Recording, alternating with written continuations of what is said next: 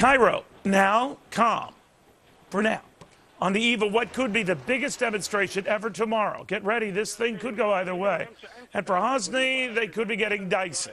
Egyptian President Hosni Mubarak has got a new cabinet, but protesters still say he's got to go. Here's the latest. More than 1 million of them expected to hit the streets within hours, and thousands of others just hitting the Cairo airport to get the heck out now.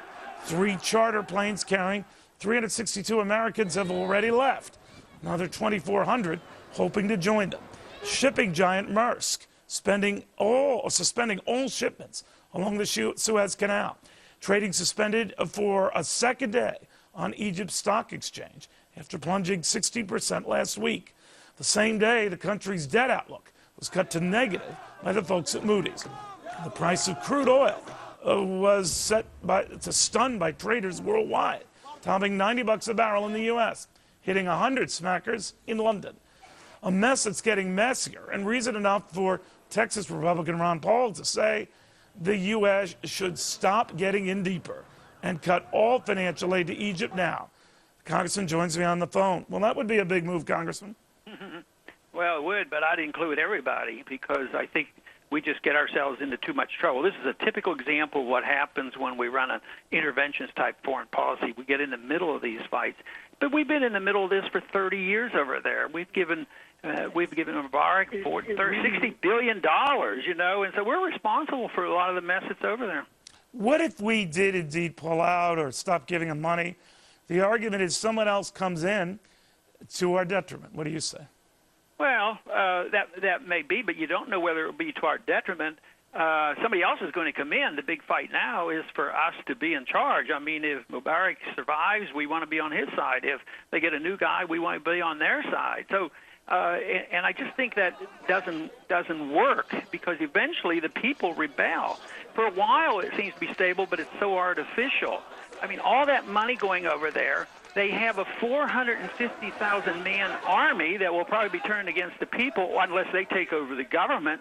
And there's a lot of wealth there for a few people, and the people are suffering. It just sets the stage for this. They should be forced to live within their means and take care of themselves. But I would do that with all countries. I wouldn't just cut off Egyptian aid. I'd cut off all aid from the Middle East, and maybe that whole area would be better off for it.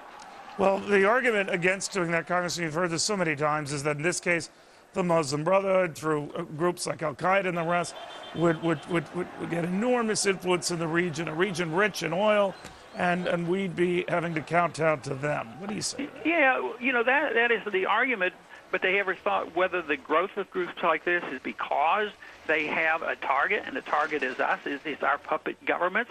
I mean, we didn't have to worry about radical mullahs in Iran until we put the Shah in, and then it took a couple of decades, and finally the people rebelled, and there was a revolution, and there was a blowback to us and an unintended consequence. So, yes, I think we have to worry about the radicals, but we have to understand how they get their motivation. And their motivation is how they arouse the people and radicalize them is when we take over. I mean, I think the big issue here is how long is it going to take for this to happen in Saudi Arabia? And for people to say that's impossible, I think they're kidding themselves. Now, that would be big news, and that would be major, and maybe that's why some people are discounting that. And I think oil went up, what, $6 or $7 in the last two trading days. So, so there's something significant going on. There's a lot of concern there. On the fear of just that. You're right, Congressman. Thank you very much. Good having you. Sure thing.